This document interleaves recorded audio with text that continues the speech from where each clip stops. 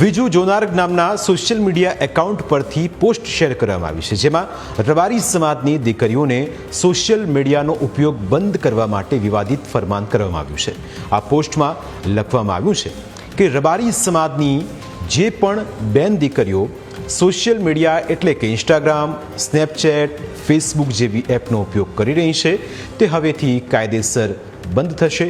જો આજથી 15 દિવસ પછી કોઈ પણ બેન દીકરીનું એકાઉન્ટ સોશિયલ મીડિયાના કોઈ પણ પ્રકારના પ્લેટફોર્મ પર જોવા મળશે તો એમની સામે કાયદેસર MSYS એટલે કે માલધારી સમાજ દ્વારા પગલાં લેવામાં આવશે।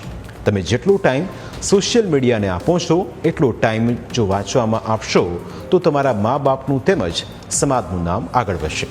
હજુ તમારી પાસે 15 દિવસનો સમય છે, બંધ કરી દેજો, નહીં તો પસ્તાવાનો સમય આવશે। આ વિવાદિત ફરમાનને રબારી સમાજનું સમર્થન છે કે નહીં તે એક મોટો સવાલ છે।